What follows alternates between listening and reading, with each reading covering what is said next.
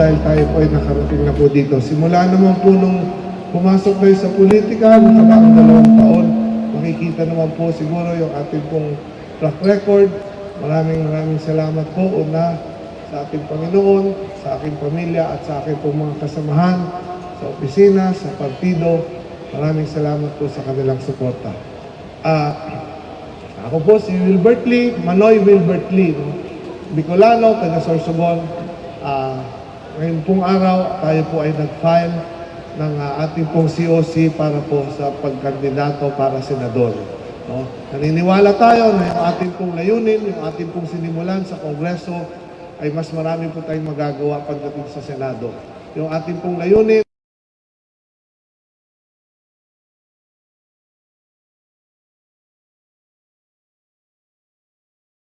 sa lahat yung gusto po nating mangyari, mawala yung takot at pangamba ng bawat Pilipino sa pagkakasakit.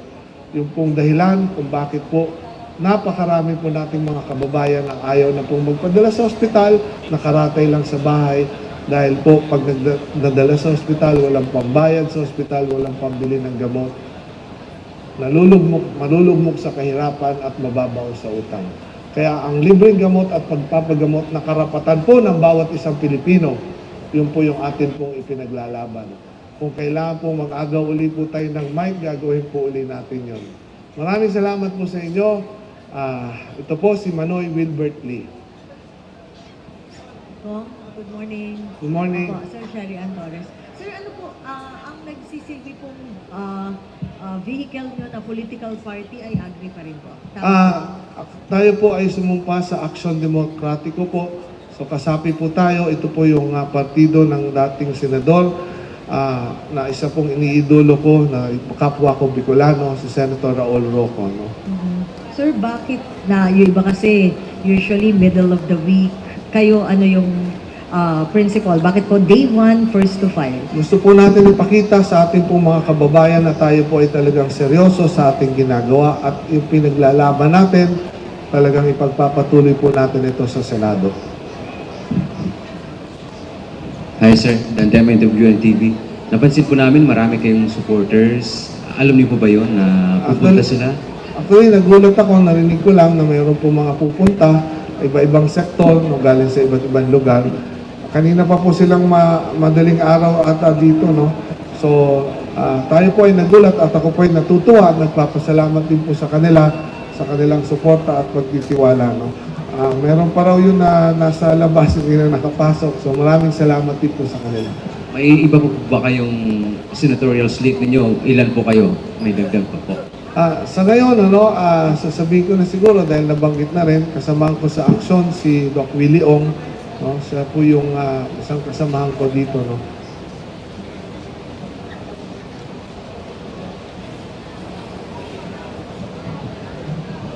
Sir, sorry po kasi lagi nakatingin yung marami nating kababayan dun sa pagdagsa ng mga supporters. Although, syempre, hindi pa naman to officially campaign period. Meron po ba kayong gustong sabihin dito sa mga gumulat sa inyo ng mga supporters nyo? Kasi nga po, whether we like it or not, pwede tayong makaupsahan ng early campaigning and all. Well, gaya na sabi ko, kanina actually galing na ako sa kanila, pumunta na ako sa kanila at ako'y nagpasalamat. Umaapaw po ang aking puso sa kagalakan, no? Dahil nga po nakita ko yung kanila pong suporta sa akin. No? So, siguro ang masasabi ko sa kanila, pagkatapos po nito, siguro dali ko sila sa isang lugar para po mag-event. Una sa lahat, ako po ay nagpapasalamat sa kanilang suporta. No? Wala akong masasabi, no? No words can express my gratitude to them. Sir, good morning. Sir Gerard po from Malaya. Sir, how do you assess yung chances niyo po sa coming midterm elections? Well, malaking hamon, napakalaking hamon, malayo po na napakalaking hamon po. Pero ang akin po, ang napaka-importante, actually meron po nagsasabi sa akin, bakit daw bago ko, senador na kaagad, no? Hindi naman siguro basihan kung bago ka o veterano, no? Ang importante, yung pong track record, no? So nakaraang 2 taon, makikita naman po siguro yung ating track record yung ginawa po natin, makikita naman po yun. Yung pong may nagsasabi pa sa akin na kumuha raw ako ng pamukpok sa ulo, no? Para sa akin, kailangan po nating lahat ng sigurong pamukpok sa ulo dahil po, no, para po tayo ay manatiling gising at hindi po manhid sa mga nangyayari po sa ating mga kababayan. Yung paghihirap po nila, dapat po maramdaman natin, hindi po tayo dapat maging manhid. May nagsasabi rin na ako raw siguro ay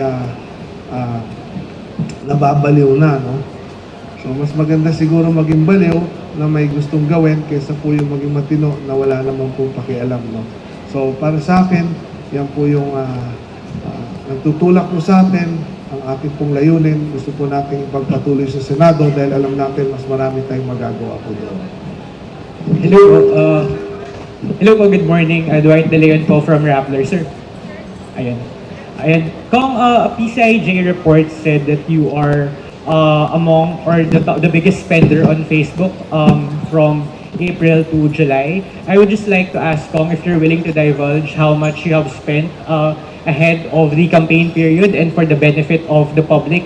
Why do you think it is important to spend that much before the campaign period starts? Thank you. Well, para sa akin kasi napaka-importante po, no? Alam po ninyo, ang tinututukan ko po talaga yung mawala po yung takot at pangamba, no, ng ating mga kababayan pagdating sa pagkakasakit, no? Which is yan po yung tinututukan po talaga natin, no? In fact, araw-araw, mahigit 5,000 pong messages ang natatanggap natin patungkol po dito sa medical assistance. Dahil po sa pag-iikot po, ito po talaga yung takot at pangamba ng bawat isa na nakikita natin.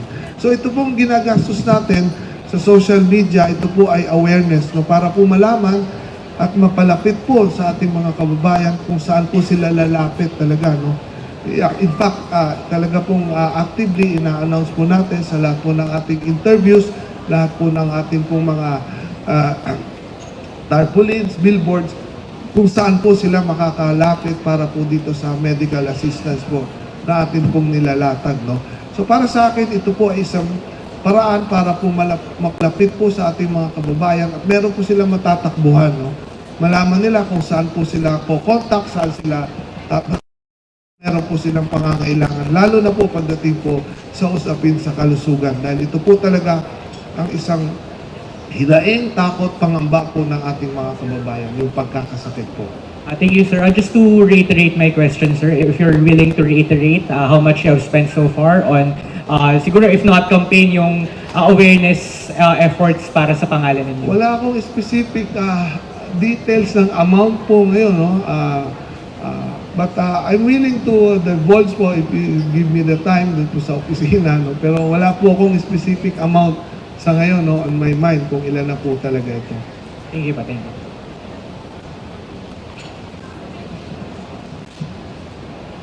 Any more questions? Meron pa po? Wala na. Thank you po, Mr. Gruber. Maraming salamat po ulit sa inyo. Sana hingi ko po ang inyong dasal. Maraming salamat po.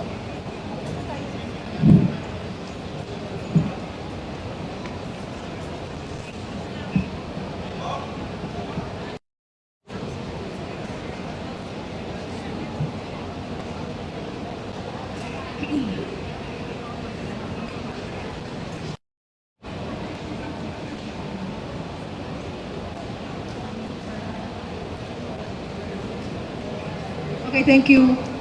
Photogs, cameraman, or stay where you are daw. Kukuhanan niyo sila from kung nasaan kayo. To here, no?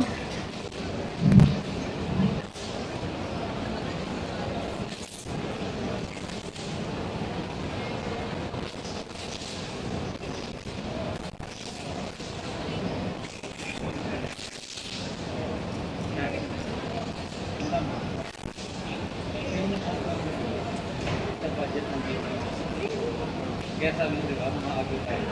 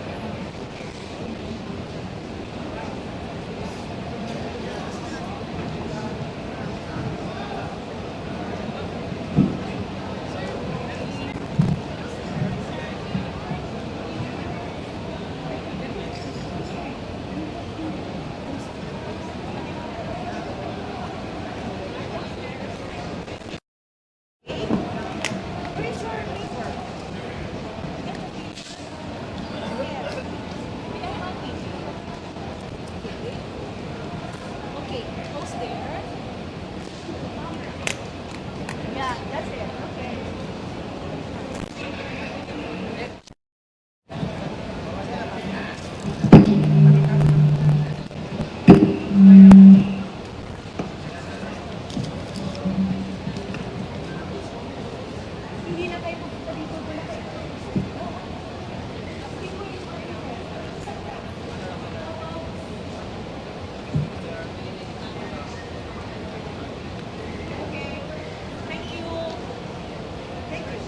done.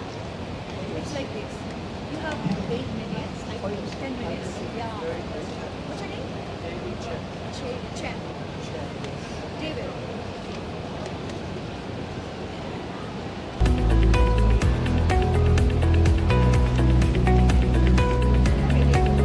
You have 10 minutes.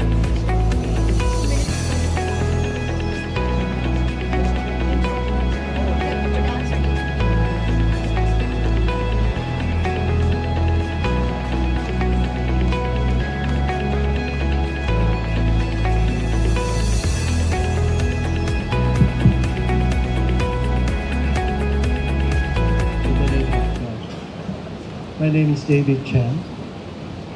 In real life is David Paul Hare Chan. I'm running for a senator as an independent.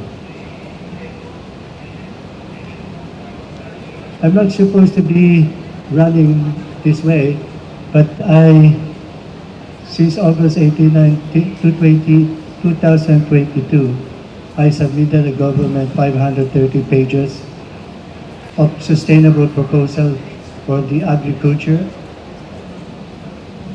the energy, and the education.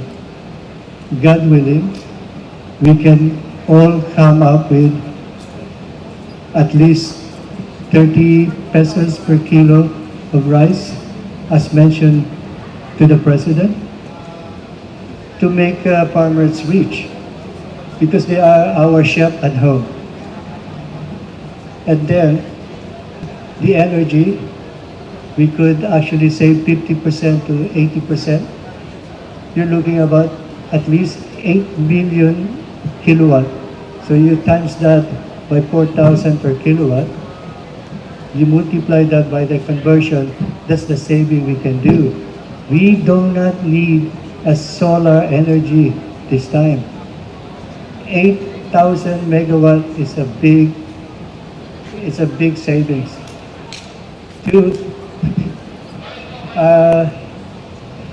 In the education, I wanted, or God willing, I have proposed, by the will of God, I have proposed 6 years of saving the Filipino people, namely, remove 2 years in colleges for the. Okay, thank you, Mr. David. Now, we entertain questions from the media for 8 minutes. Please. Microphone, please. There, Ina. Hi, Thank you. sir. Mav Gonzalez po from GMA. Sir, may we get a little bit of background about yourself lang po? May I ask your profession? Have you ever had any political endeavor po bago ito? Right. I graduated in mechanical engineering in Piatti University in 1985. I had no political experience so far. But what's the point of what's the point of gaining reputation if I, as an individual, presented to the President 530 pages of sustainable proposal towards spiritual, social justice, and economic progress towards perpetual immoral free nation. Because this proposal actually is supposed to bring us all together, as the President advocates, unity, which is God's law.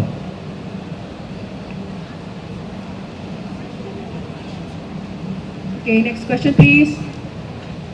Sir, just so that we would know more about you, can you give us your, for example, educational background, your professional experience? Oh, I did already. Yeah. Background and Yes, professional? Yes. Oh, okay. Educational background, sir. Again, I graduated from Piatti University in 1985. Bachelor of Science in Mechanical Engineering. So I've served as a consultant in chemical, process, electrical design, production. That's why I'm very, very, what do you call this, knowledgeable with energy efficiency solution, which the Department of Energy told me referred to the Energy Efficiency and Reduction Act. And then for 30 years, some 30 years, I've been well-rounded with all people of all walks of life. So, let's say from janitor all the way to CEO, it's not a problem to me.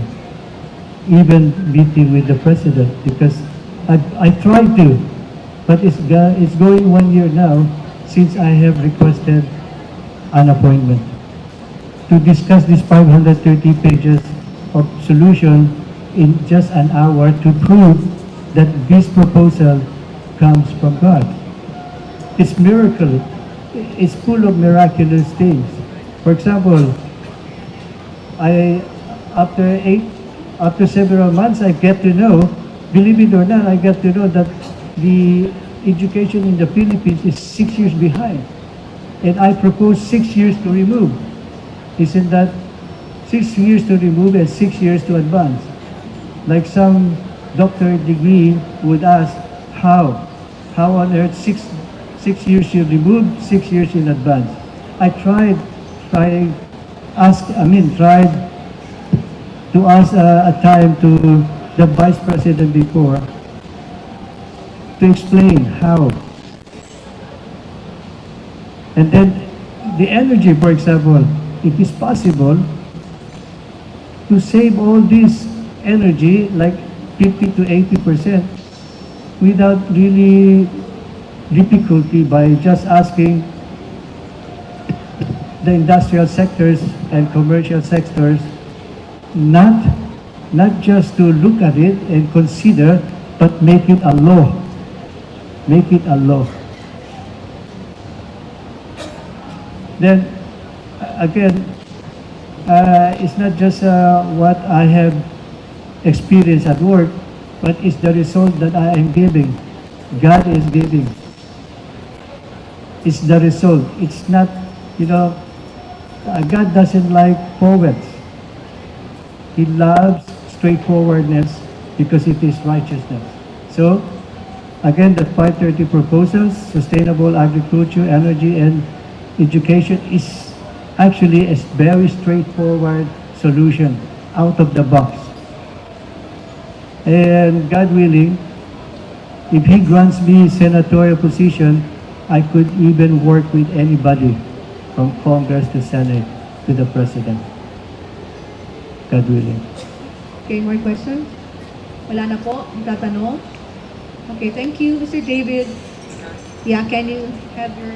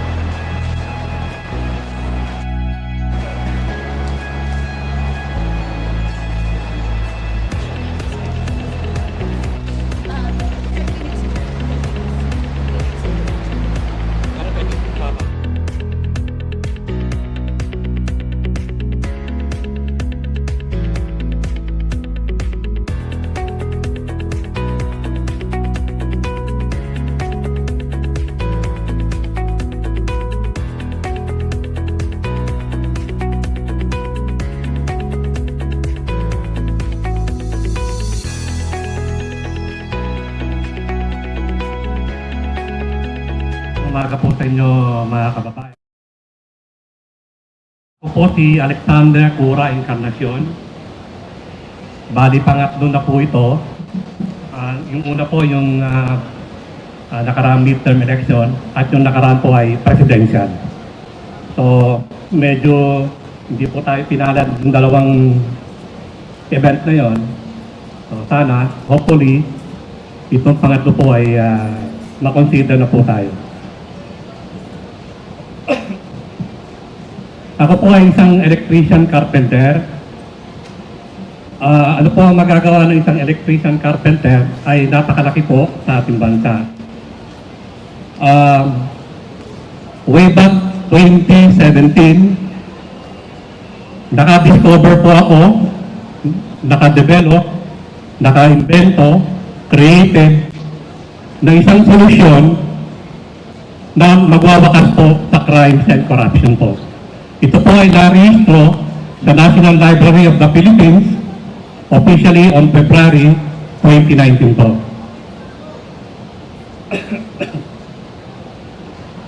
Minsan po nakakalungkot yung mga nangyayari pong crime araw-araw.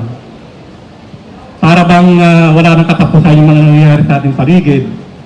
Yung illegal drugs, yung corruption.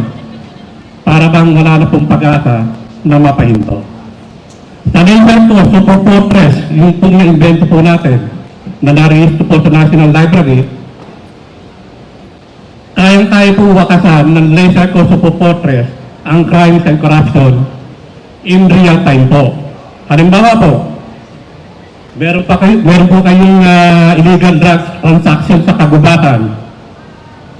Kahit wala pong tao doon, makikita po ng gobyerno yun in real time. Sir, time is up po for 2 Okay. minutes. Okay. Magsasagot ka na po sa media po yung mga katanungan nila. Sige. Yes, please. Sinong tatanong? Sir, maganda umaga. Sir, yung 3 pong beses yung pagtakbo, ito yung pangatlo, puro Senado. Ito nakaraan po is presidential.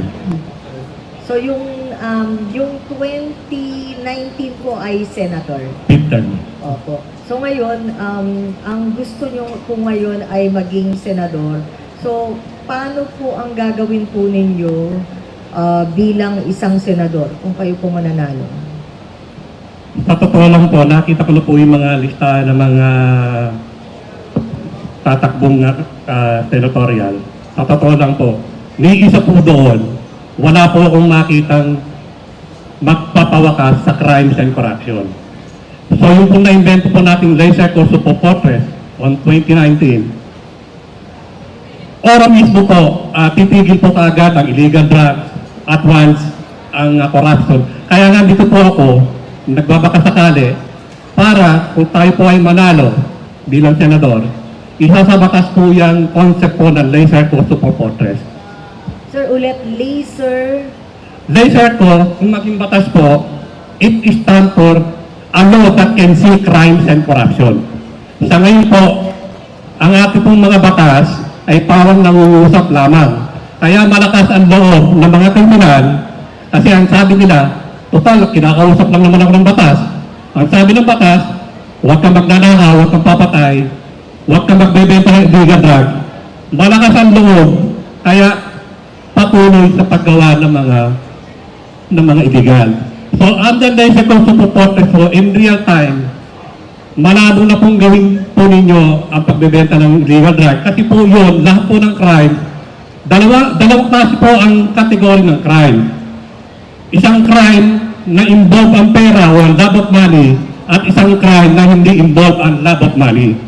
So doon po nakadesign ang laser ko Super Fortress sa dalawang po yun, love of money at saka yung crime na hindi involve ang love of money.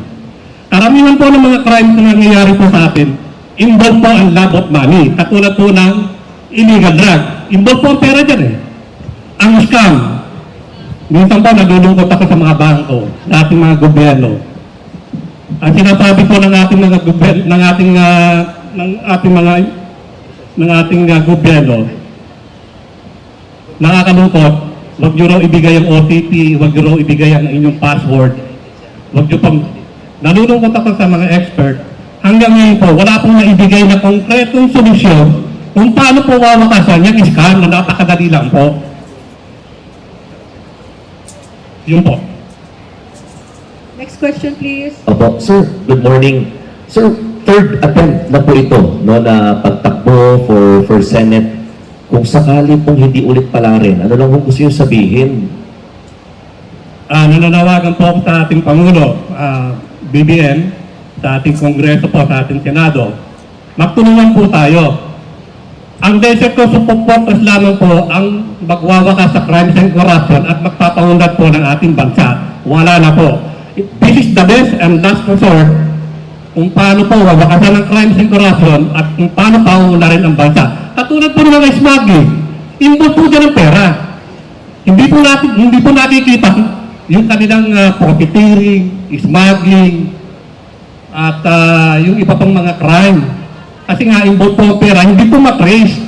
Hanggang laser ko sa po-portrait yun, malabo na pong mangyari na kayo pa ay gumawa ng mga illegal na gawain. Yun po. Sir, in case lang sir, una muna, paki-spell out lang yung system na sinasabi niyo, paki-spell out lang po, baka magkamali kami. Di ba, laser? Okay. Tapos nilagyan natin ko. Kung maging batas po yan, that is a law that can see crimes and corruption. Laser? A law that can see crimes and corruption. Sa ngayon po, ang mga batas, hindi po nakakakita. Tama po ba? So, ang laser ko po, kapag kayo ay nagbenta ng illegal drugs, yung nagbenta at saka yung makikita po ng gobyerno yun, or mismo in real time, kaya kung ito po ay magpapatupad ng ating gobyerno, malabo na pong gumawa ng mga illegal ang mga tao. So ang mangyayari po, magkakaroon po tayo ng true lasting peace, prosperity, and security po. Sir, bakit po kayo ano po nangyari nung first 2 attempts po natin? Ano po ang sinabi ng COMELEC? COMELEC, ako po ay independent. Alam niyo naman, di po ako kilala. Kaya nga nagpapasalamat ako ngayon sa inyo, harapan ng media. Sinasabi po natin ng totoo.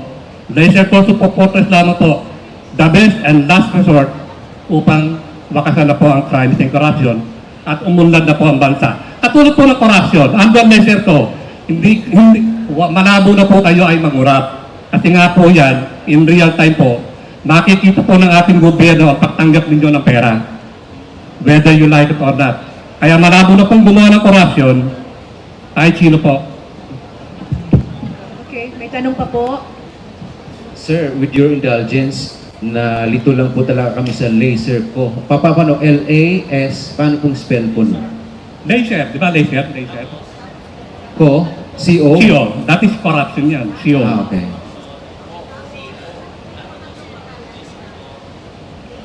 Super Fortress. Super Fortress. Long range, titinag yan. Apo. Sir, panghuli na lang po. Ano po yung ground? Kayo po ba dinisqualify ng COMELEC noong previous elections that you have na nag-file po kayo? Ayon po sa batas ng COMELEC, pag kayo po ay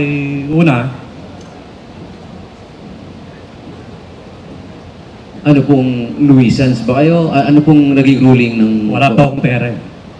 Hindi po. Ano pong sabi ng COMELEC? Yung po ang ground, kasi nga sabi nila, wala po kayong kakayahan ng mga kampanya nationwide. So, sa madaling sabi, nuisance po. Ganun po lumalaban. Pero, sa COMELEC po, sana po, pagbigyan nyo naman po ako, kasi nga po, napakalaki po ang itutulong ko sa bansa. Sir, paano po ngayon? Baka po maring gamitin ulit sa iyo yung ground na yon na to declare you as a nuisance candidate. Ano pong nagbago? Magpapatuloy po ako kasi nga meron po akong tinatawag na laser ko Super Fortress channel sa YouTube. Kung gusto niyo po ng mga detalye kung paano po na-invento yan, na-discover, pati yung mga crimes and corruption, kung paano pa hihintuin po, ando na po lahat yun.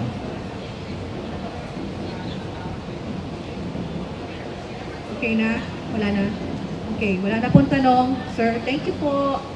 Maraming salamat. Sir Alexander, baba.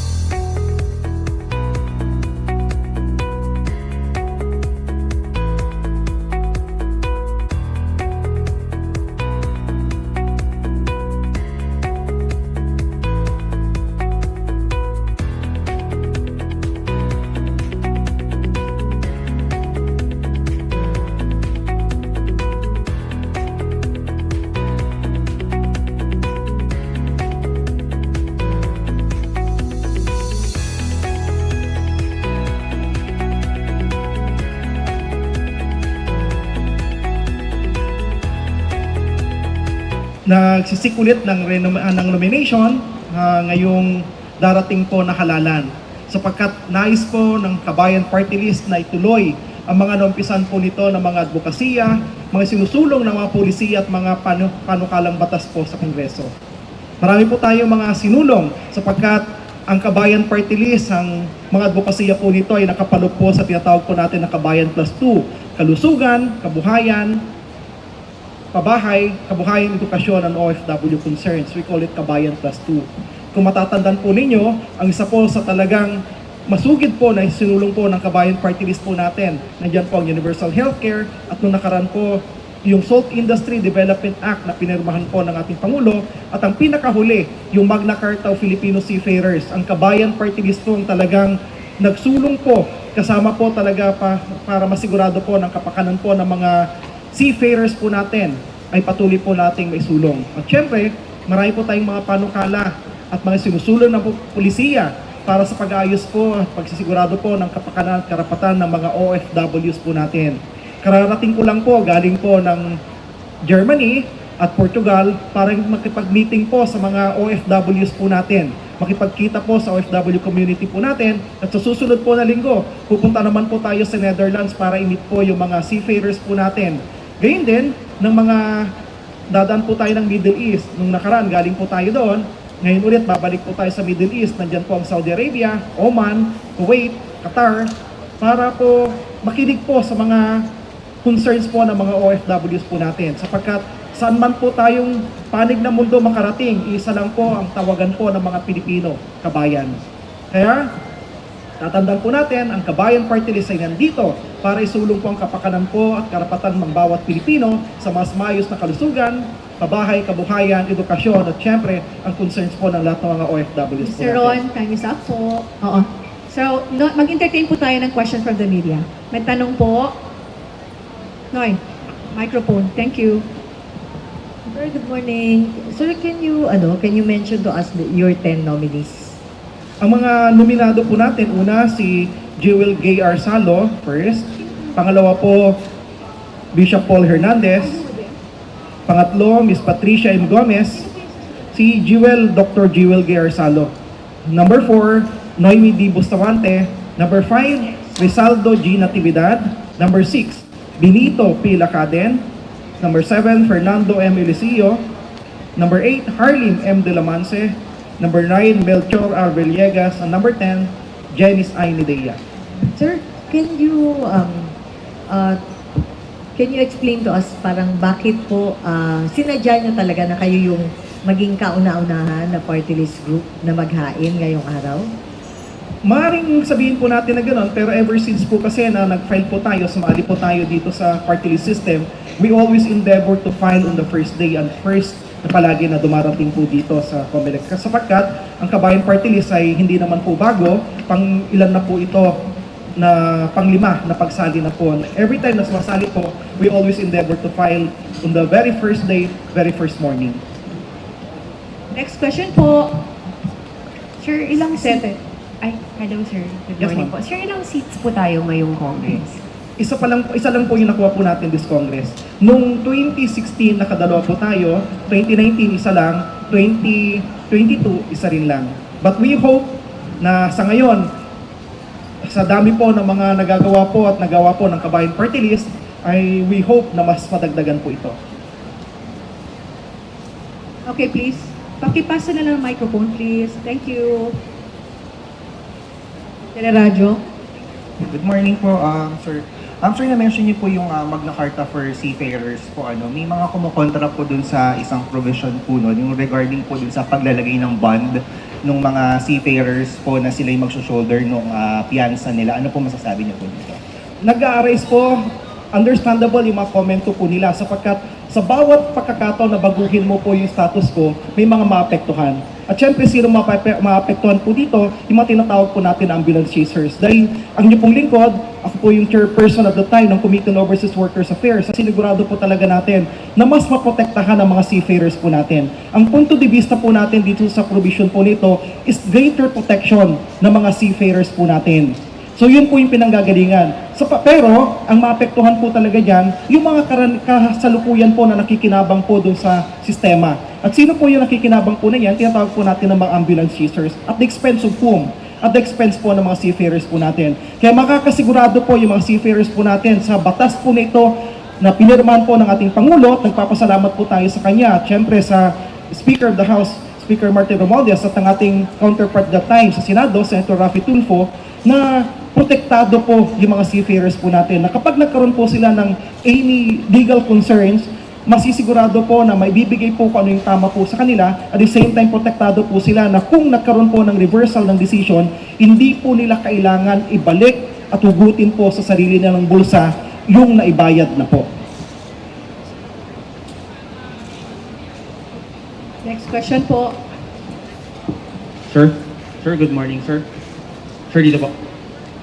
Sir, first po kayo na nag-file ng as a party list. Ano po yung bilang kung sakaling pala rin po kayo, willing po ba kayo na maging isa rin sa mga party list na mag-push for the amendment of the party list law since it has been often criticized na nababastardize? Definitely. Actually, nung mga nakaraan po, sinusuportan po natin yung mga panukala na amendahan po yung party list system po natin. But at the same time, of course, makikinig po talaga tayo doon sa mga concerns ng mga citizens po natin. Sapagkat nais naman po natin talaga na magkaroon po ng genuine representation yung party list system.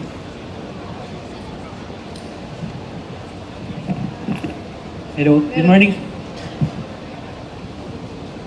Sir, good morning.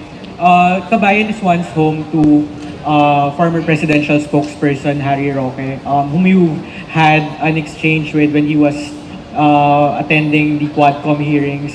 What do you think of his, what does Kabayan think of his refusal to surrender to the House after his contempt citation? Napakaganda ng tanong po ninyo dahil totoo nga naman na kasama po namin si former spokesperson, Secretary Harry Roque sa Kabayan Party List noong 2016. At kinikilala naman po namin na talagang naging kasamaan po natin siya sa pagsusulong ng mga advokasya dito sa Kabayan Party List.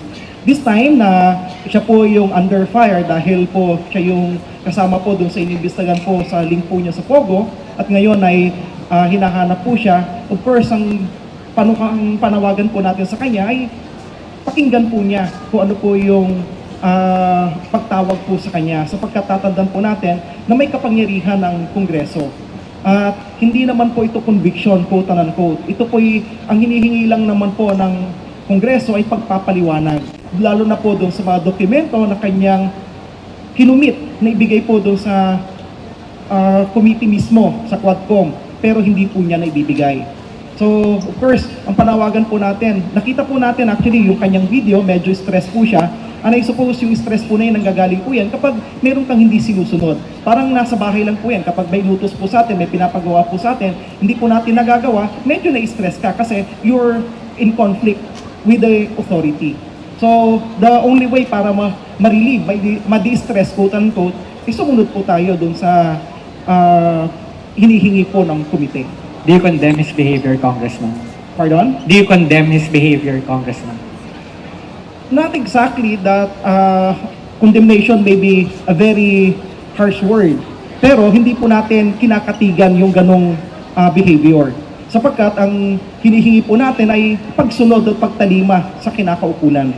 Ang Kabayan Party List ay patuloy po na tumatayo sa pananaw po natin na dapat ang mga citizens ay sumusunod po sa otoridad.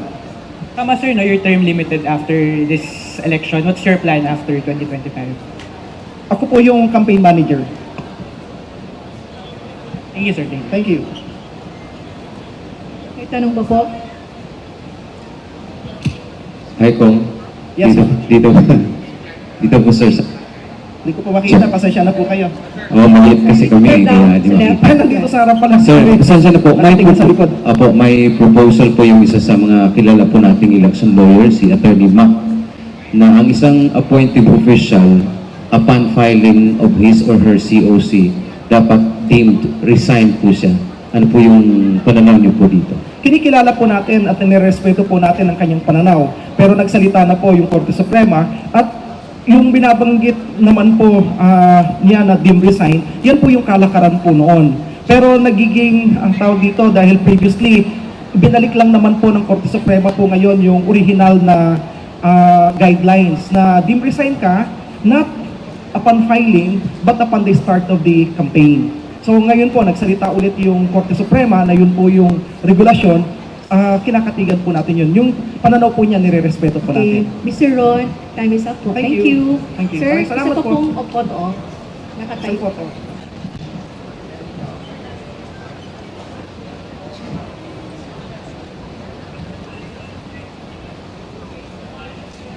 Camera, sir, please. The camera.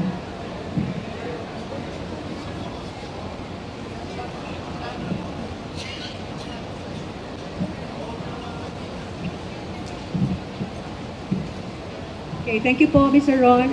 Ito na po tayo sa baba. Sir.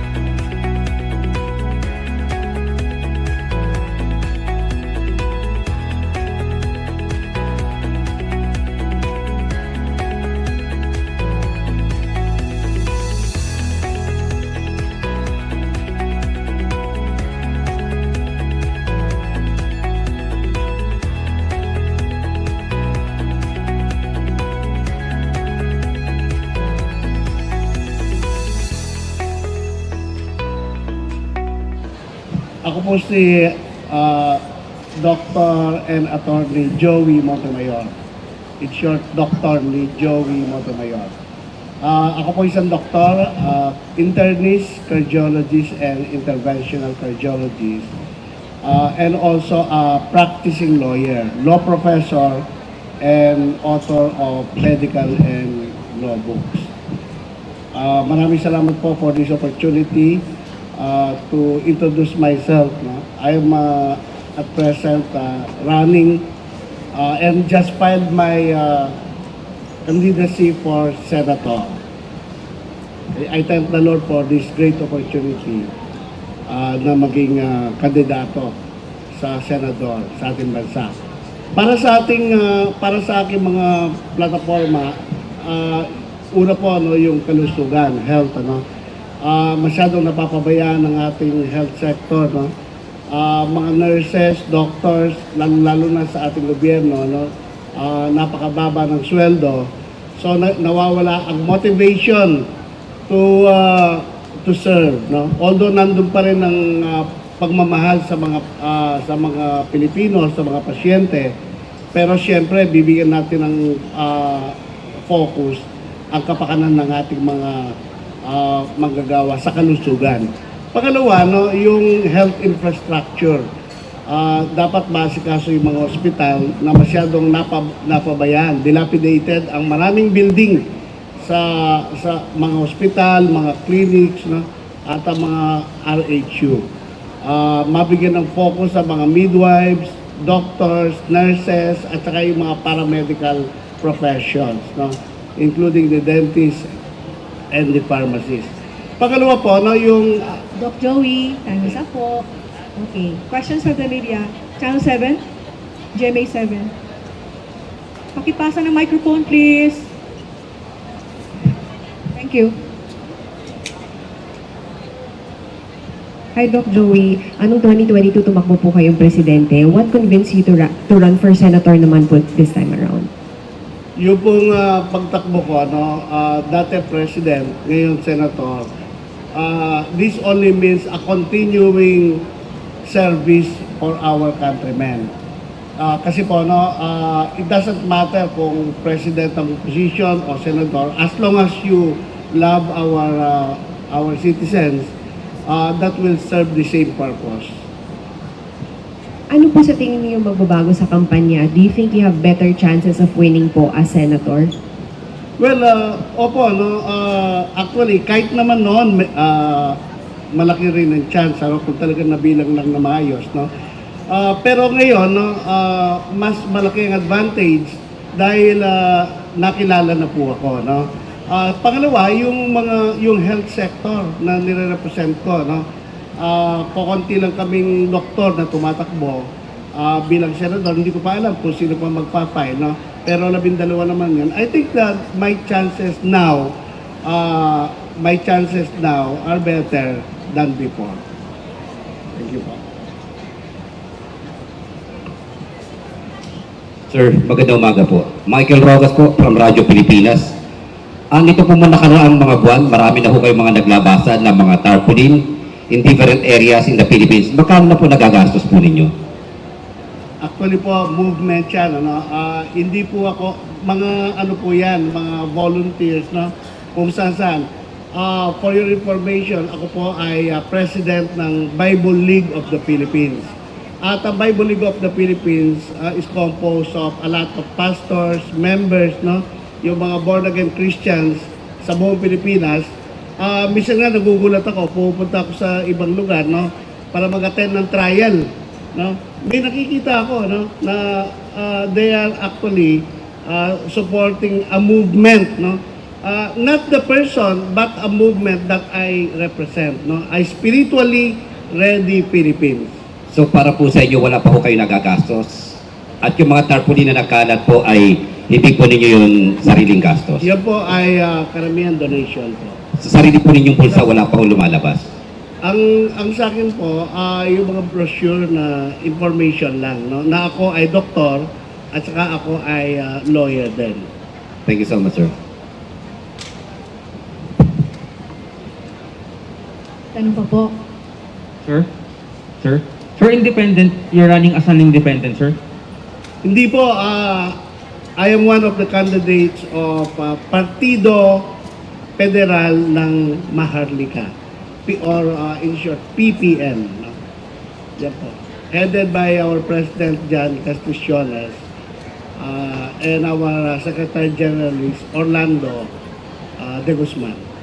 Ilan po kayong tatakbo, sir, sa lineup ng partido po nila?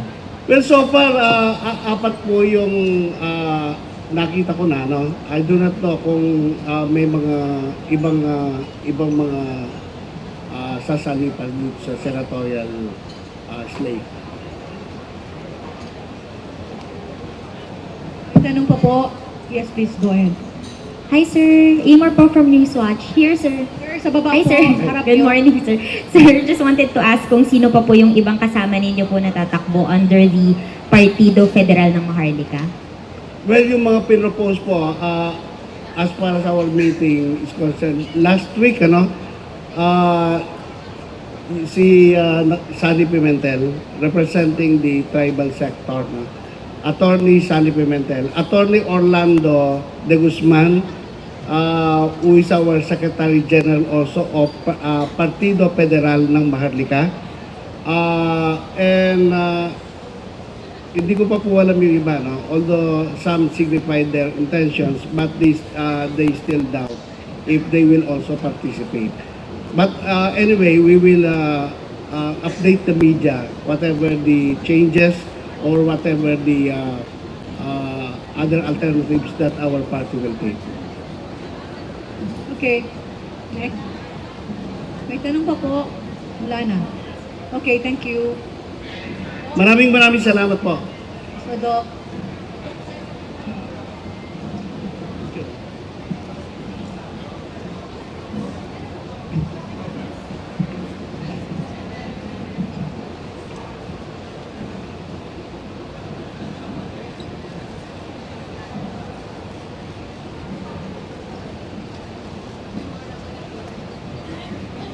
Thank you po, Doc Joey. Ito na po tayo, sir.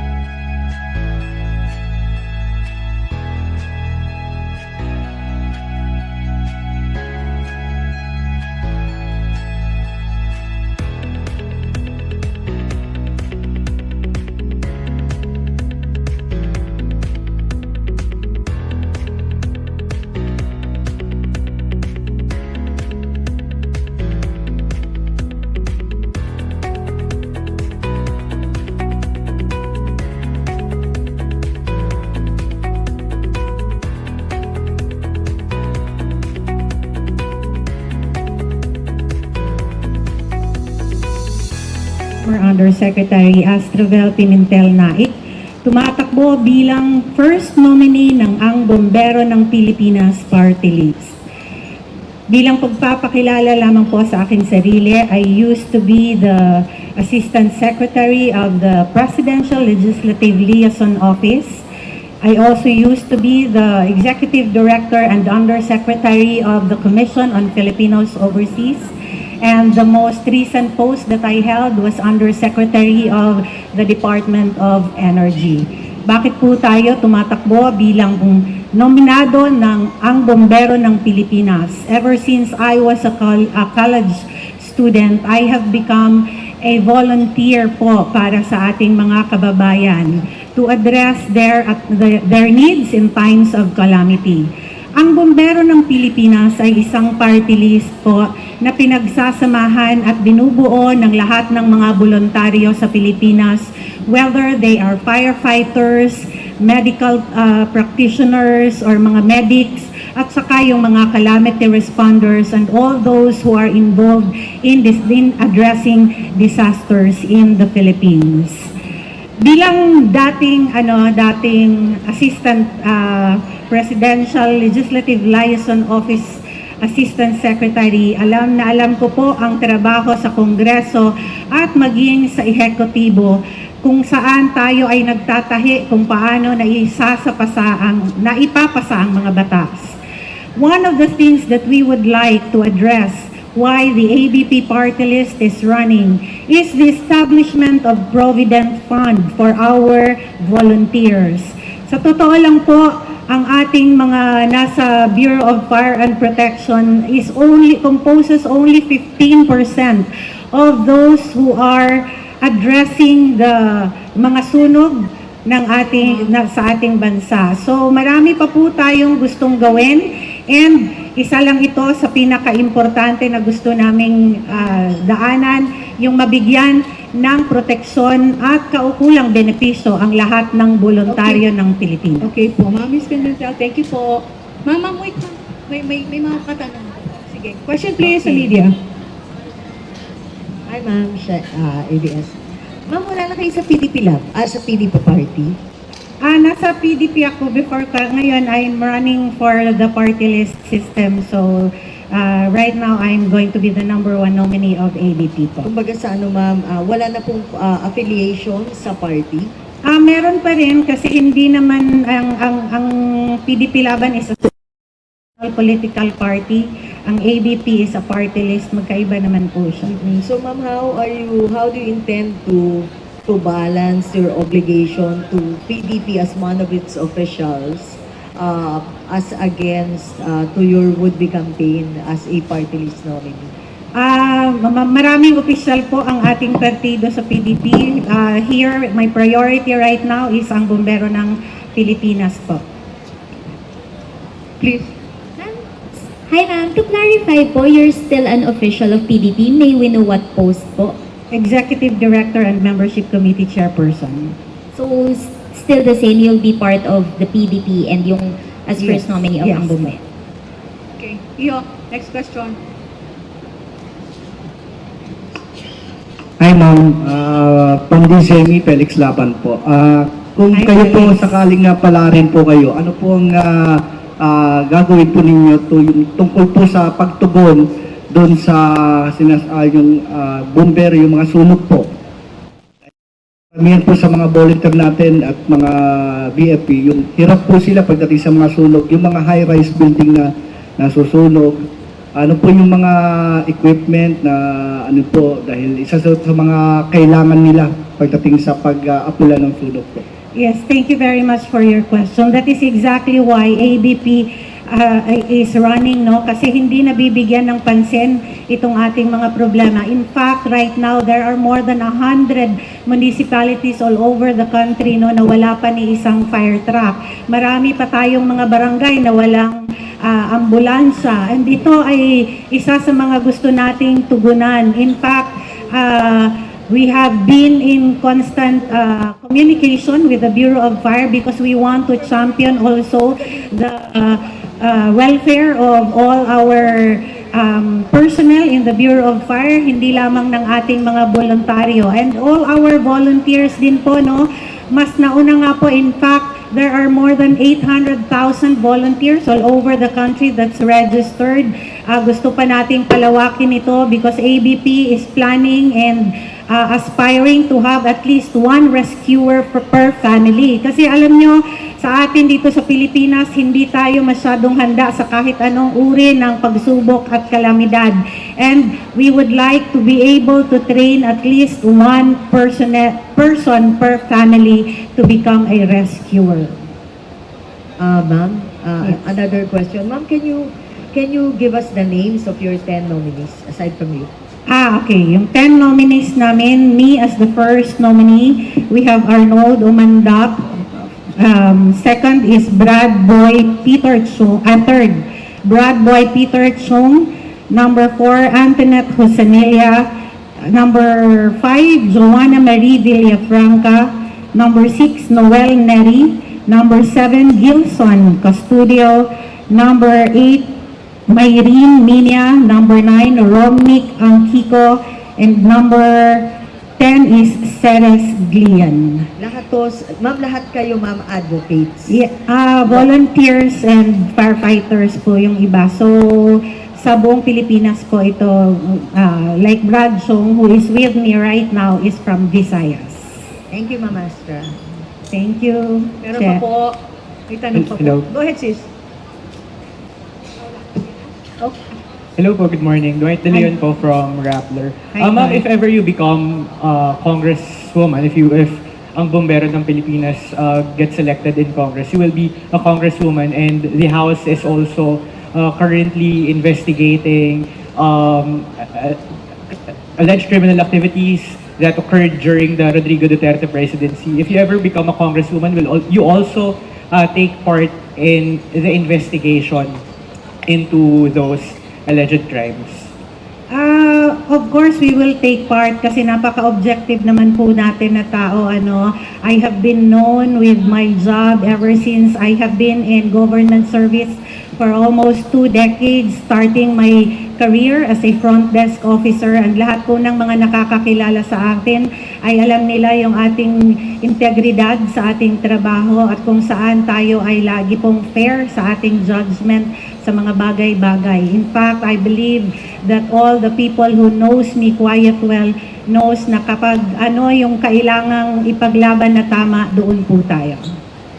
But the Duterte family supporters believe that the investigation is a politicking is a way to being politicized. Do you agree with that assessment? Sa Pilipinas, lahat po ng bagay ay pinopolitika. Yan lang po yung katotohanan. Thank you po. Thank you. Thank you very much, Okay. Dwight. Thank you po. Thank you, ma'am. Ma'am, open photo.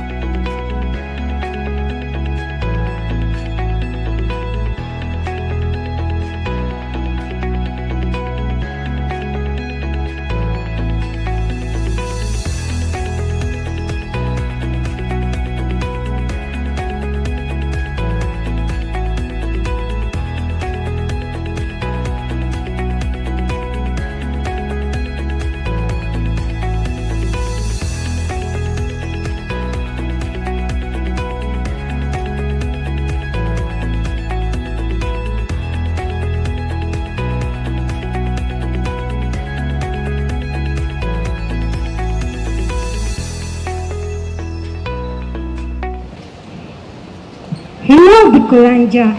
Maray na aga sa Gabos. Hello, Manila. Good morning. I, Janice Maninog Padilla, running for Senator. My main point why I'm running Senator, just to serve God, people, community, and nation. Diyos ang inot sa Gabos, bida ang Pinoy, bida ang kamataang makadiyos, makakalikasan, makatao, at makabansa. Win for the goal. So, magkaisa tayong lahat upang ginhaway makamtan. Nasa Diyos ang susi ng pag-unlad ng bawat mamamayan. Salamat. Salamat po. Open to questioning po siya. Question na po. May katanungan? Hi, Janice. Yes po. Oo. Ay. Janice, bakit first time na tumakbo o tumakbo ka na dati? No, first time. Oo, bakit mo naisip na tumakbo and Senado pa?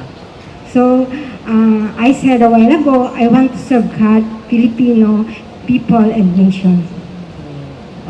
Paano mo yun gagawin? In what form? Pag naging So, senador ka? dati po akong scholarship coordinator. Dati din po akong guro. So, marami po tayong aayusin ng mga batas na siyang nagpapahirap sa ating bansa at sa mamamayan. Oo, gaya po ng anong klase So, reforma? ito po maraming sa guro. So, maraming guro na nahihirapan talaga sa mga learning materials kasi maliit nga ang sahod nila. So, kailangan mataasan, lalo na ngayon, pataas ng pataas ang bilihin. So, ano ang dapat gawin ng gobyerno? Pag ganon, dapat, di ba, may automatic na batas na tumataas din ang sahod ng mga kawani sa publiko at sa pribado. Meron pa po ang tanong? Okay, sige, go ahead. Microphone please, pakipasa na lang. Thank you. Hi, Ma'am Janice. Are you running under a party list or independent? No, independent. From may area, saan po kayo, taga saan po kayo? Bicol Region, Ligao City. Well, meron pa? Sure. Yes, please. Wait lang.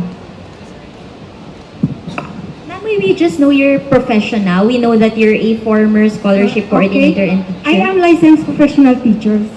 Hanggang ngayon po, you're still teaching? No, I'm not teaching anymore. So ngayon po, ma'am, ano pong pinagkakaabalahan po ninyo? Ay, yun nga, itong pagtakbo ko sa Senado, ang pinagkakaabalahan ko. This year po, nag-start na po kayo mag-prepare for... Ano? Of course, pahinga muna para pag, in case na nanalo, syempre, stressful. Marami kasing aayusin, di ba, na problema.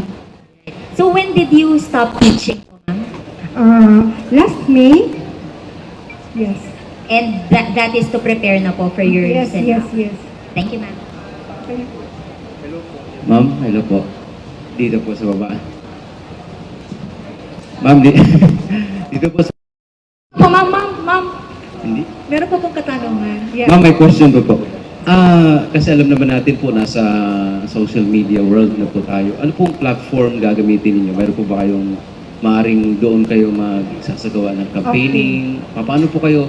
Kasi marami hong sikat ngayon ginagamit ng SOCMED. Paano po kayo magpapakilala po sa mga tao? Ito na lang ang ipapakilala ko ay bida ang kabataang Diyos na makabansa, bida ang kabataang makabansa, makadiyos, makakalikasan, bida ang kabataang makadiyos, makakalikasan, makatao, at makabansa. Ma'am, ano pong media ang gagamitin niyo? Kasi Kahit sino. Ayoko nang may, kahit sino. ano ma'am, ba, sabi, anong gagamitin? Facebook, YouTube? Ay! Paano kayo magpapakilala? Facebook, pwede rin. Online, live streaming, ganyan. Thank you po. Okay. Meron po Ma'am Janice. Meron pa po. Hi ma'am. Yes. Magandang umaga po. Michael Rogas po from Radyo Pilipinas. Sa kasalukuyang mga trabaho ng mga guro at yung kasalukuyang benepisyo na kanilang natatanggap, ano pa ho doon ang nais po ninyong tutukan? Ay, kulang kasi talaga maraming kulang kasi yung imagine ka, yung guro, di ba, yung sinusweldo nila ay kinukuha pa nila para yun sa nila, pambili ng mga learning materials ng kabataan. So, kulang na kulang po. Maliban po ron, ano pa ho yung nais ninyong baguhin sa trabaho po ng mga guro para ma-improve pa yung edukasyon? Para ma-improve ang edukasyon, tanggalin kasi yung inano ni Vice President Sara Duterte, yung Friday, catch-up Friday. Kasi yun, dapat kasi natutukan talaga ang kabataan sa pagtuturo para mapaunlad ang karunungan nila. Kapag ka naging senador ho ba kayo, papayagan nyo rin na magkaroon ng confidential fund ng DepEd? Depende. Sasaya sa atin muna natin kung ano yung confidential fund na sinasabi nila. Case. Kasi hindi tayo basta-basta magsasabi na hindi pa natin, kailangan, pag-aralan muna natin. Okay, thank you. Bombo Radyo. Sandali lang, Madam Janice. May question pa po. Hi ma'am, Hello. I'm Bea po from Bombo Radio. Since napag-usapan naman din na po natin and nabanggit na po natin si Vice President Sara Duterte and your platforms Yes. is like for the mga teaching community, tama po ba? Yes po. Ask ko lang po, since nagkaroon po ng confidential funds si VP Sara noong mga nakaraang taon, at bilang isang guru din po kayo at nagtuturo, ano po kaya ang magiging opinion nyo pagdating po doon sa issue na po na iyon? Ayoko magsalita tungkol dyan kasi violation po yan. Violation Okay. po. Pero meron po ba kayong kahit kaunting ano lang, sentiment? Wala akong sentiment. Bakit naman? kahit ano po masasabi niyo para sa mga No. Okay ma'am, thank you. Thank you po. Meron pa po ang tanong. Okay, Robert Mano. Hi ma'am, ay umaga. Sa kanan po, bandang kanan. Hello ma'am. po. Thank you. Ayan. Thank you. Ayan. Ma'am, kapag po pinalad kayo, sabihin natin na pinalad kayo na manalo at magbigyan ng isang puwesto sa Senado, ano pong tatlong pangunahing batas yung isusulong po ninyo? Tatlo. Proposed bill. Ang ipopropose ko, wala pa akong proposed bill, pero ito ang aking, yung tataasan niya yung mga sahod na magagawa sa gobyerno, sa pribado at publiko, tapos i-eradicate yung catch-up Friday, then, ano pa, yung mga graduates, marami kasing graduates ngayon, graduate sila pero walang trabaho, yun dapat ang ating isulong talaga. Kasi, sayang naman, nag-aaral sila tapos walang trabaho, useless, di ba, ang pag-aaral ng isang bata kung hindi natin pagbibigyan ng trabaho. Kasi nga, alam na natin na humino, humiwat. Pero sa akin, wala akong humino, humiwat. Lahat pasok. Ang tagumpay ko ay tagumpay ng bawat isa.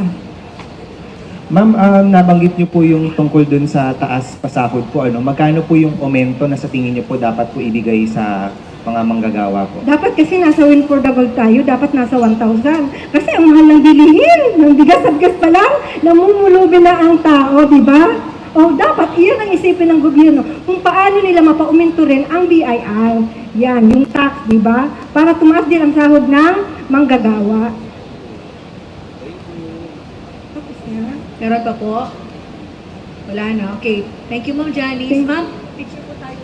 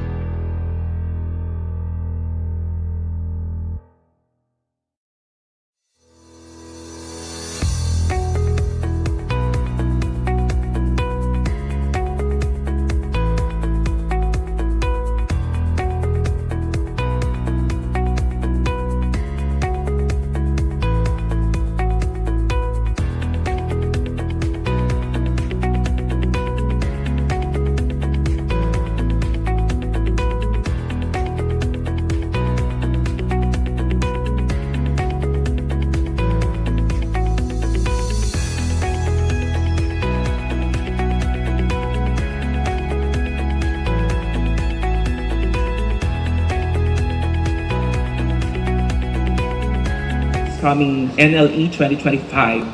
Ligtas is a passion. Ligtas is an advocacy. Ligtas is a way of life. I'm running under the platform of providing quality education at all levels, modernizing our healthcare, and upholding the rule of law, public order, and safety. As a country, we have been longing for reform for a very long time, and I'm offering myself to the Filipino people as a young and fresh blood to serve the country in the legislature. On this occasion, I'm very thankful that the Commission on Elections has successfully received my certificate of candidacy for the senator. I'm running as an independent. And I believe that change must come from within. I believe that change must come now. And I believe that newcomers should be given an opportunity to serve our country. We have a myriad of political upheavals, issues on graft and corruption, and the seemingly perpetuation of office. And thus, I would like to thank everyone, and please join me as we reform the Philippines. Okay, thank you po, Mr. Sir. Question from the media, please. Sir, sorry, I just didn't catch your name. Ano pong pangalan niyo po ulit? Felipe Fernandez Monte Alto Jr. Monte Alto? Yes, sir. Monte Alto. Sir, you said you believe that you're the youngest to run for senator. How old are you, sir? I'm 44. Okay, sir. As of this filing, sir. Okay, sir. Next question, please. Okay, ma'am. Hi sir, can you give us a little bit of background lang po? Professional, first time po bang tatakbo? Any political position po? Well, I was an SK chairperson in Miagao, Iloilo in 1995. And the second time I seek the public office is now. I am a corporate executive, mainly that's my work.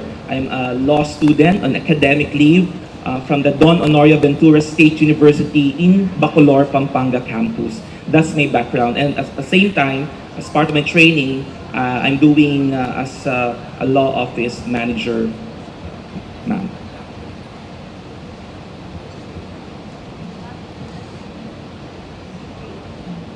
Tanungan pa po, sister. Sir, you're running as an independent? Yes, ma'am. So, why the Senate na masyadong masikip yung race?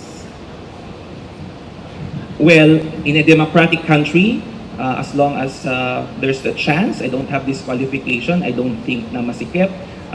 I'm giving a chance our electorate to have a choice. Okay, Sir Felipe, how do you intend to campaign? Are you going to use more of social media? Do you have volunteers, for example? It has been planned already, both the traditional way of our culture in addressing our electorate by meeting them personally, and for those far-flung areas who couldn't be reached, then we will capitalize on new media, especially on social media that is being offered nowadays. Sir, sorry, another question on my end. Sometimes candidates or aspirants who don't have the resources, sometimes they're at a disadvantage, and sometimes they're also at risk of being classified as nuisance candidate by the COMELEC. Are you worried about that possibility? What do you, I guess, how do you assure, or what do you tell the COMELEC? There's a recent jurisprudence in the case of Albano versus COMELEC. There's also a similar case in COMELEC versus Marquez, where the Supreme Court candidly stated that financial capacity, even political affiliation, should not be an hindrance or should not impede or even block a candidate from running. Sabi ng Korte Suprema, di hayaan natin ang taong bayan ang maghatol. That was the case of Marquez and Albano. which the court exhorted, sir. Sir, if you make it to the Senate, what would be your priority legislation? As I have mentioned before, priority would be providing quality education at all levels, modernizing healthcare, and upholding the rule of law, public order.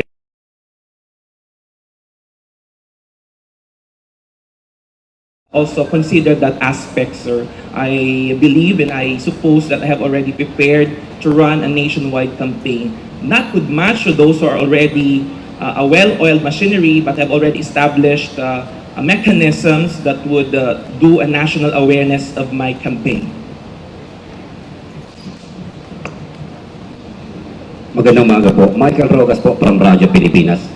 Sir, paano po ninyo isusustain ang inyong kampanya? Kasi ang karamihan sa mga incumbent senators ngayon nakakandidato ulit, marami silang mga kaalyados na mga local leaders, mga provincial politicians, na sila po yung nagdadala para po doon sa kandidatura ng isang kandidatong senador.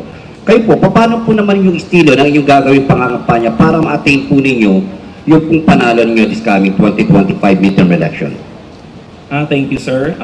Of course, umikot na rin po tayo for a few months and introducing ourselves and putting our advocacy citizen platform. Of course, we talk directly as well to local officials, yung mga per region as well. That's how we will reach out with them. We'll talk to them and we'll offer ourselves. Addressing to that, katulad din ng ginagawa po ng ibang mga kandidato na well-oiled or those who have been in the major party, I suppose and I believe that we can sustain as well the campaign within the meaning of our election law as well, taking into consideration any political and logistical considerations that will ensue leading towards the elections in May 12, 2025. Thank you, sir. Welcome, sir. Okay, next po. Sige, go ahead, Iyo. Sir, you mentioned kanina na noong 1995, naging SK chair kayo.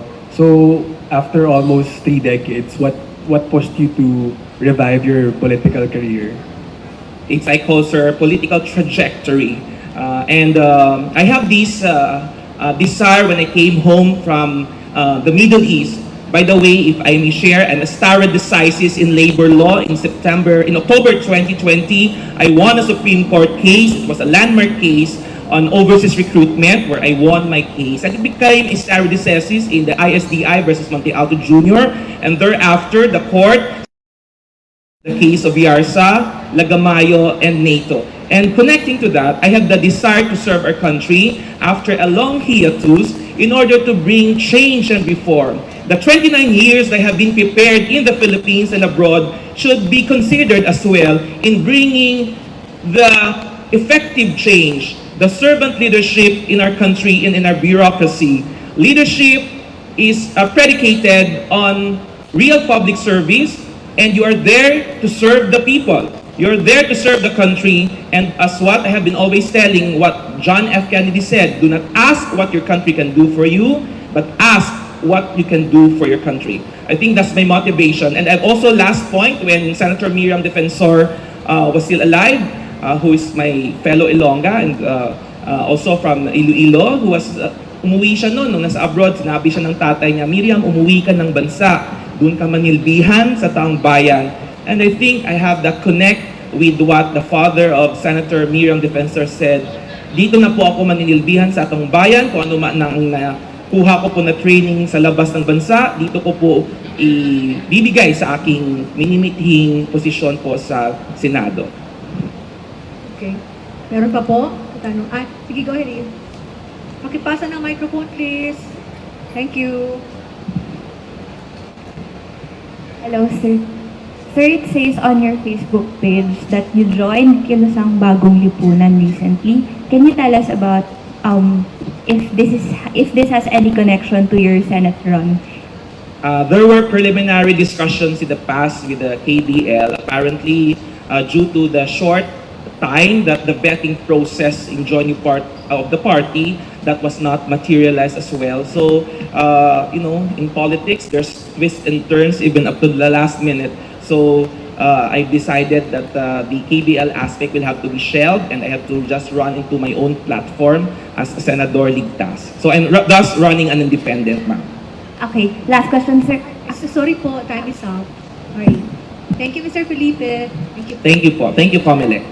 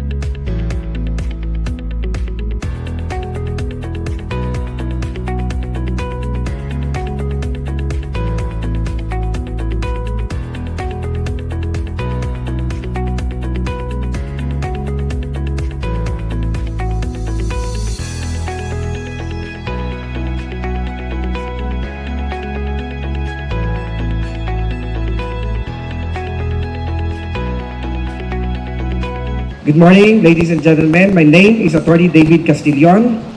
I am the nominee of Ako OFW Party List. I am a lawyer and a certified public accountant. I am the Attorney General of the Fraternal Order of Eagles. I am the National Chairman of United Citizen Crime Watch and the founder of Special Alliance of Welfare Officers, Advocates, Recruiters, and Migrant Workers Incorporated. I am the lawyer of the overseas workers and advocates, the Association of Overseas Filipino Workers. Ako po ay nagdesisyon na mag-represent ng ating mga overseas Filipino workers dahil ako po ay nagmula sa pamilya ng mga overseas Filipino workers. Yung aking tatay po, isa pong overseas Filipino workers, 18 years sa Saudi. Na bata pa lamang po ako, pinahirapan po ang aking tatay, nakulong po ang aking tatay doon sa Saudi Arabia. Saksi po ako sa problema ng overseas Filipino workers. Yung aking pong mga pamilya, mga kapatid ay mga overseas Filipino workers at sila po ay nagtatrabaho sa Middle East. Ito pong problema ng ating overseas Filipino workers, hindi na po ito matapos-tapos. Napakarami na pong sumubok na lumutas ng problema ng mga overseas Filipino workers. Pero hanggang ngayon, yung mga overseas Filipino workers hindi sinasahuran ng tama. Overwork, poor accommodation, kinukumpit, binubugbog, ginagahasa at minsan pinapatay. Ang naiisip naman po na solusyon ng mga naunang nag-represent sa overseas Filipino workers, pag may problema, pauwiin po ang ating overseas Filipino workers at parusahan ng mga recruitment agencies. Hindi nila alam na ang totoong lumulutas ng problema ay tulong-tulong po dapat sa gobyerno, sa overseas Filipino workers at sa ating mga recruitment agencies. Mali po na doktrina na pag-aawayin po natin ang overseas Filipino workers at ang ating mga recruitment agencies. Okay, thank you po, Attorney David. May tanong po sa media for Attorney David. Go ahead, sino po? Walang tanong. Ayun, sige. Yung microphone nandyan, Iha. Hello po, Attorney. Yes, so, ma'am. you said na wag i-punish yung mga recruiters. Pero, what do you mean by that? Can you expound? Kasi minsan lumalabag lang sila sa regulation. Yes. Alam mo po, yung pong isang recruitment agency, that is an integral part of being an overseas Filipino worker. Hindi ka po kasi magiging OFW pag hindi ka dumaan sa recruitment agency. Now, meron dalawang klase ng recruitment agency. Yung mga nagpapabaya at yung mga recruitment agency na gumaganap naman sa kanilang mga responsibilidad at hindi pinapabaya ng overseas Filipino workers. Naandun po tayo na dapat ang mga recruitment agency ay huwag pong pabayaan yung kanilang mga nade-deploy na workers. Kasi dalawa rin po ang recruitment agency. Meron po tayong local recruitment agency at foreign recruitment agency. Ang problema po ng overseas Filipino workers naandun po sa ibang bansa. Kaya dapat higpitan po ang responsibilidad ng ating mga foreign agencies. Naandun po talaga ang first-hand solution to the problems. Yung mga recruitment agency, pag nagkasala po sila, kansilahin ang lisensya, ipakulong ang may-ari, kung talagang mapapatunayan na nagpapabaya. Pero as a general rule, kung ikaw po ay nasa recruitment agency, hindi mo po pababayaan ang iyong worker dapat. Kasi kung hindi, ikaw ay magkakaproblema, madadamay pati ang may-ari, makukulong pati po ang mga nagtatrabaho sa recruitment agency, mga employees madadamay rin. Kaya dapat tulong-tulong po na solusyon ang kailangan natin para sa ating mga overseas Filipino workers. Ang follow-up, anong mga batas yung i-advance nyo pag na-elect kayo? Napakarami po nating naiisip na batas. For example, paano po ba natin ito masusolusyonan itong no day off, no rest day, poor accommodation, overwork, confiscated cellphone, confiscated passport? Ito po kasi hindi ito matapos-tapos hanggang ngayon. Binubugbog po ang ating mga kababayan. Maiigtingin po natin ang bilateral labor agreement. Bakit? Napakaganda po kasi ng bilateral labor agreement. Meron pong mga mekanismo na dapat protektahan po ang ating overseas Filipino workers doon. Sundin po lahat. Magkakaroon po sana ng working conditions na talagang naaakma po sa isang manggagawa. Ang problema, during the process of implementation, hindi po nasusunod ng maayos. yung batas po, lalagyan po natin ng pangil para po yung ating bilateral labor agreement, mag-concentrate po sila doon sa pag-regulate sa ibang bansa. Huwag basta-basta pauwiin yung ating overseas Filipino workers. Kasi ano po ang nangyayari? Ginahasa po ng mga employer. Binugbog. Hindi sinahuran ng tama. Ang gagawin lamang, pauuwiin dito sa Pilipinas, repatriation is not the solution to the problem. We need justice. Kung may nambugbog doon sa ibang bansa, kung meron ng gahasa, by all means, dapat may batas po tayo na huwag basta-basta pauwiin yung ating mga overseas Filipino workers hanggat hindi nakakamit yung kanilang hustisya na hinihiling. Dapat makulong po yung nambugbog. Pero dapat sapat din po ang suporta ng ating gobyerno. Ayusin po ang shelter doon kasi ang dahilan minsan, sabi ng ating mga OFW, hindi kami lalaban dito, hindi na kami magtutuloy sa pagsasampa ng kaso kasi ang sama po ng kalagayan ng ating shelter. Ako po nagbulgar ng problema ng mga shelter sa ating mga iba't ibang bansa. At siyempre dapat yung financial assistance na ibibigay habang gumugulong ang kaso doon sa ibang bansa, dapat ang OFW nakakatanggap.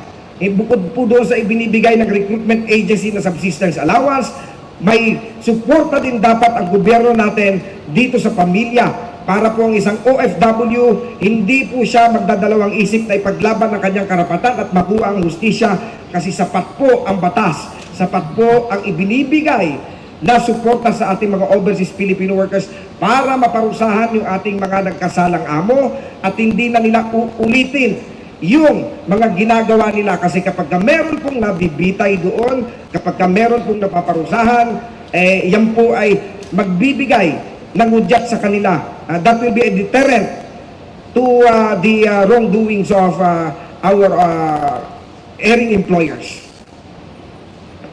Okay. Magandang tanghali po. Michael Rogas po from Radyo Pilipinas. So, meron po ba kayong datos kung ilan ang mga nag-ooperate niya ng mga illegal recruitment? Alam mo sir, ang mga illegal recruitment, we call it illegal recruiters in general. Kasi alam mo ang illegal recruiters, the fact na wala kang lisensya, illegal recruiter ka. And not because you have a license, ay legal ka. Kasi minsan, legal po may lisensya pero ang ginagawa naman, prohibited activities, illegal activities. Plus, meron din pong tao lang na illegal recruiter. Ito yung mga walang lisensya, hindi naman nakapagtrabaho sa recruitment agency, wala silang confirmed appointment sa DMW, and yet, nagre-recruit po sila. What's the reason for this? Yung data natin, diyan sir, sa DMW dapat yan nakikita, or even yung mga napaparusa. Kasi siyempre by jurisdiction, kung sino lang po ang mga nakarehistro kasi sa DMW na mayroong confirmed appointment, sila po ang tinatawag na legal recruiters. At take note, ang pagiging legal po is dalawa pong step yan. Number one, you must work with a recruitment agency na meron po siyang valid license. That's one. And number two, kahit meron ka pong valid license ang agency mo, you have to secure an authority to recruit. Yung mga tao po, dapat meron din po silang authority na mag-recruit. Pero ang mga illegal recruiters, naglipa na po yan. And I'm sure that the DMW, meron naman pong sapat na batas para habulin po itong mga illegal recruiters. Yung ating mga kapulisan, NBI, and even in the airport, yung immigration natin at ang NBI sa airport, pag nahuli naman po na merong illegal recruitment activities, yan naman po ay pwedeng isumbong, pwedeng ulihin. Sir, ano po yung pagkakaiba ng grupo ho ninyo sa iba hong mga party list organization na nais din mag-apply ngayon for party list na same group ng mga OFW? Ang pagkakaiba po namin, hindi po kami nangangako. Kasi naniniwala po ako na ang solusyon sa problema ng mga overseas Filipino workers na andun sa kanila. Kasi nung nakaraan, ang daming ipinangakong mga plataforma, kung ano mga project na gagawin sa ating overseas Filipino workers, pero hindi naman po natupad. Ang alam ko nga, wala nga po atang nagawang batas for 3 years eh. So ngayon, ipapakita po natin na ito po ang totoong boses ng OFW. Bakit? Naandito po sa aming grupo yung pinagsama-samang mga grupo ng mga overseas Filipino workers, OFW advocates, naandito po sa atin ang mga recruitment agencies at naandito rin po sa atin ang mga welfare officers dahil alam po natin, lahat po ito dapat magsama-sama dahil sila po iisa lamang po ang kanilang hangarin for the benefit, welfare, well-being, and interest of the overseas Filipino workers.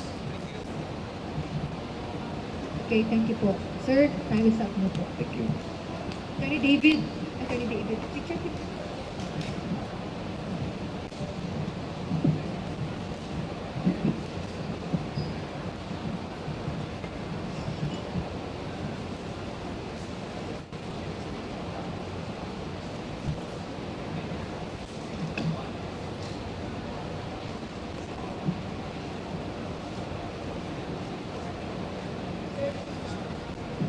Attorney David.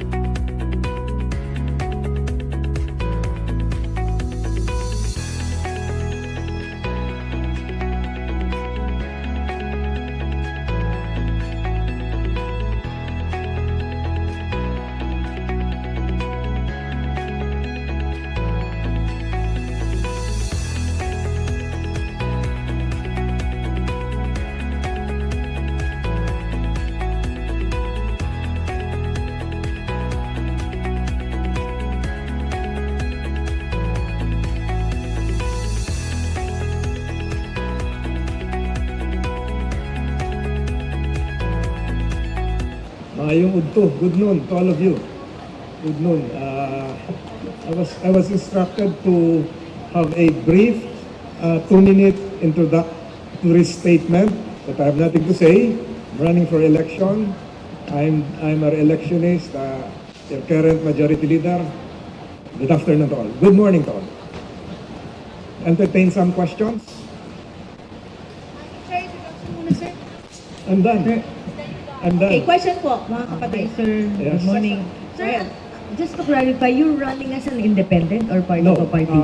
I'm now under the banner of the Alyansya ng Bagong Pilipino, under the banner of the President. So sir, if just for clarification, kasi walang na-file na coalition document sa COMELEC. So bali, paano po yun? You filed your COC with a CONA coming from what party, sir? Partido Federal. Partido Federal. Correct. Okay. So how do we expect your would-be role after the 2025 when you win your second term? Most probably we'll try to harness the gains of the current administration relative to economic recovery and some focus on foreign relations and defense matters as well. So it's more of continuing what I've been doing right now, as well as helping the current administration achieve its aims, uplifting the lives of the soon to emerge 14% new middle class, in addition to the existing middle class that we have now.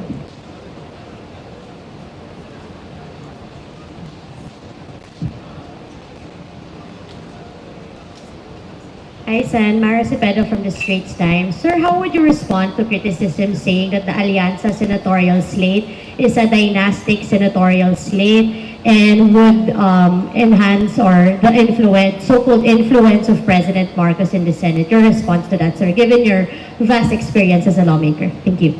I think the idea of a dynasty, or what's your term, dynasticism? An analyst called it a dynastic slate. A dynastic slate is perhaps anathema to what our democratic process is. Binoboto naman yun ng tao eh. Whether it came from a political family or came from a political aggregation centered on a family, again, the Filipino people would decide.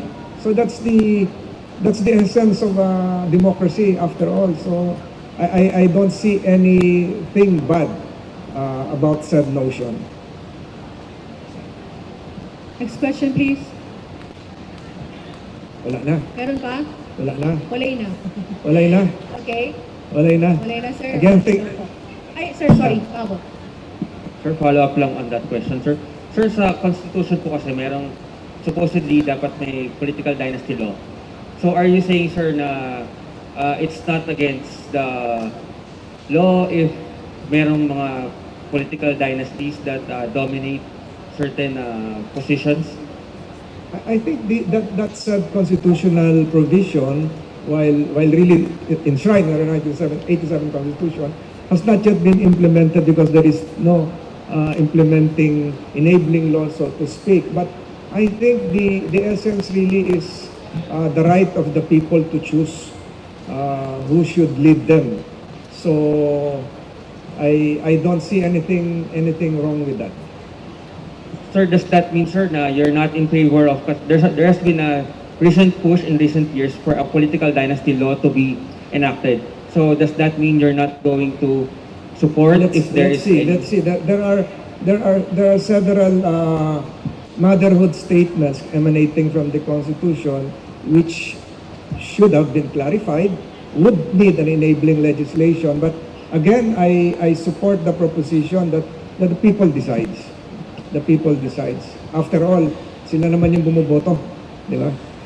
Hi, Sen. Follow up lang again from the Straits Times. Sir, pre-election surveys put you and other Alianza senatorial candidates on the Magic 12, sir. How can we ensure that the independence of the Senate if a majority of the members who will win are going to be endorsed by the president? The endorsement is related to an individual's capacity to align with the current administration's strategic goals, especially for the economy, for foreign relations, etc., etc. The judgment of a senator, I have seen this, is independent of his political leanings. You've seen that. That traditionally the Senate has been perceived as an independent last bastion of democracy, sabi nga nung iba. So I don't think it will affect the independence of the Senate. You've seen that through the ages. Okay. Siguro kung wala na, pasalamatan ko yung One mga last kasama question, ko. sir. Opo. One last question po. Good morning, Senator Ramon Gualvez from TV5. So, in the previous midterm elections, you sought the support of the previous administration. This time, will you be seeking support again from the former president? I have always, if you have listened to my previous statements, as well as the letter that I showed before, I still hold President Duterte in the highest esteem. There's no bad blood, so to speak. I still respect him. What I did was not just a mere political decision. It has to be something aligned with my personal principles. That one, for instance, in foreign policy, we should deal on a multilateral basis with our partners, engage our diplomatic partners on a higher level, and not just confine ourselves on a bilateral relationship with another country. So that's one of the reasons. But again, I aligned myself with the administration because I foresee that the current administration's goals, specifically its 8-point economic development plan, would really overwhelm for the Filipino people. We're now talking of increasing our middle class sector from to match the 36% middle class of Thailand, or even the 40% middle class sector of Malaysia. And I think the Marcos administration has plans for that. So I am for a more dynamic economy, stable political condition, which I believe would really help the Filipino people achieve their aspirations insofar as our goal as a country is concerned. Okay, thank you very much. Maraming salamat. Batiin ko lang po yung mga sumama sa akin. Kasama ko po si Cavite Governor John Dick Remulla.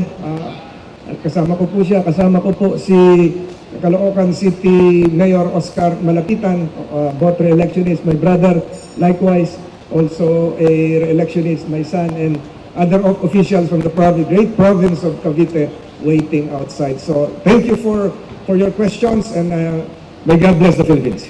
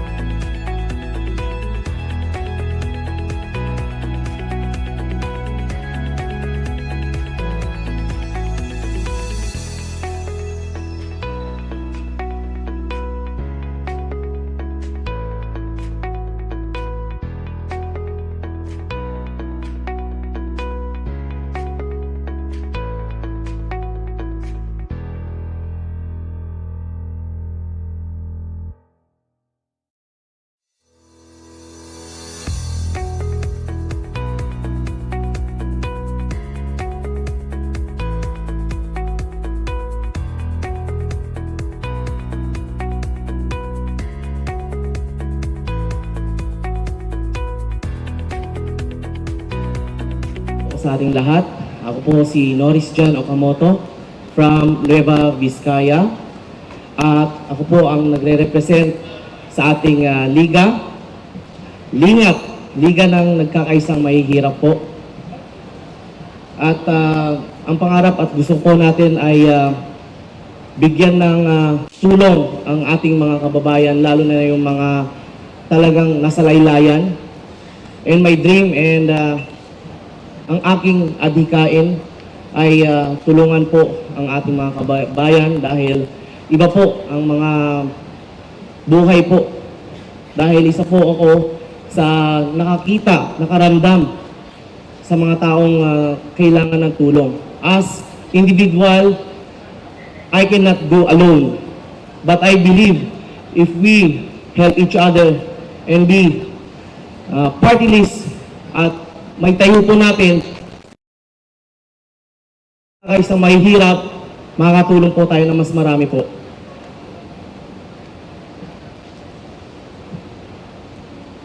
At sa pagkakataon na ito, and I will stand sa ating mga taong alam po natin na kailangan ng tulong. I will be their voice and I will not give up hanggang may bigay na tulong para sa ating kababayan. And that is only one thing, my dream. And I'm very, very blessed na nandito po sa inyong harapan, sa lahat ng mga nanonood. Maraming salamat, and of course to all our member, officers and leaders sa buong Pilipinas, lalo na sa ating lingap. And Thank you po. Sir Kamoto, thank you. Question from the media, please. Sir, good morning. Good morning po.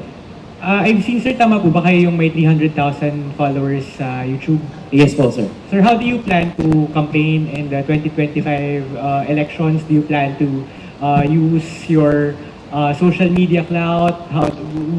What's your strategy, sir? For me, I will use all our advocacy, our platform. Yung inumpisahan ko po ay magpagtulong po talaga ang ating content. So I will not stop, and ipagpapatuloy po natin lahat ng ating mga kaya through social media. Everything na alam po natin na tama at ikakaganda po, gawin po natin po. Is there any specific legislation that you are most passionate about na kaya nyo gustong maging senador ay yun yung gusto nyo specifically ipasa o ipaglabang panukalang batas? Simple lang po for me, sir. Thank you for the wonderful question. Una po sa lahat, gusto ko pong ipaglaban po yung justice system ng mga mahihirap. Kasi first of all, minsan nakikita ko rin po talaga sa karamihan po, kung sino po yung may kaya at may pera po. Sila lang po talaga yung, alam nyo po, yung puso ko po talaga medyo, sila yung may chance at may karapatan na i-accommodate. Sa totoo po, pag wala po talaga tayong pera po, real talk po, sir, hindi po nila kaya. Hindi talaga nila, hindi po mabubuhay. I mean, so, as through Lingap, we will help our people, lalo na po yung hirap sa buhay po talaga. So, yan po yung system na gusto ko po sana po. Yung system, Sir, sorry, yung Lingap, is that a group, party list, ano ba siya? Party list, sir. Running for senator? Congressman. You're running for a party Yes, list. Okay. So yung Lingap yung party list group? Yes po, sir. And kayo, sir, yung first nominee? Yes, sir. Okay, sir. Hi, sir. Good afternoon. Good afternoon. Sir, yung nakakita namin sa YouTube niyo, sir, motovlogger po kayo. Yes, sir. May pagtulungan kayo sa One Rider Party List at isulong yung mga karapatan sa mga motorcycle rider. For me po, as long as na mabuti po yung hangad and plano and advocacy ng bawat isa, I will help and support them. Sir, magandang tanghali. Magandang tanghali, sir. Opo, sir, ano po masasabi niyo doon sa parang mas dumadaming mga bilang ng mga motorcycle riders po dito sa ating bansa. Sa tingin niyo po ba nakakadagdag lang sila ng traffic po dito po sa mga maliliit na mga kalye po ng Metro Manila? For me as motovlogger and bilang enthusiast sa motorcycles po, itataas ko po at I'm proud sa mga nagmomotorista because nakakapagbigay po sila ng tulong sa ating kababayan. Like Grab, nakapagbigay opportunity. Kung sa traffic naman po, well, hindi po natin mapipigilan yung dami ng mga tao sa ating bansa. Alam niyo po yun, for me, nakapag-inspire po sila. So, dahil sa pandemic, mas talagang dumami po tayo and actually they are also heroes for our country. Sila po yung nagiging frontliner. Pumapasa, nagde-deliver, naghahatid. So, for me, I will support and I love our all riders in the Philippines po. Mayroon pa pong katanungan? Wala na, okay. Maraming salamat, sir. God bless po. Thank you very much Sir, to everyone. picture po tayo.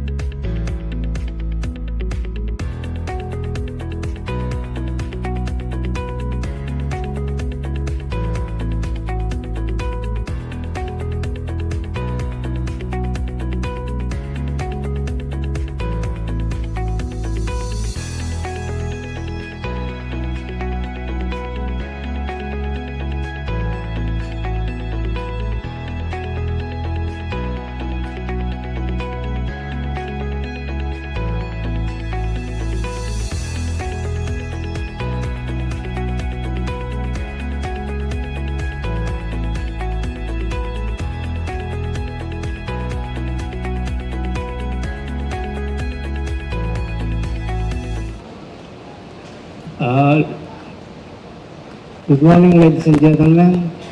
It's a great pleasure for me to accept your invitation. Words aren't enough to express my satisfaction from the bottom of my heart. Please accept my undying gratitude.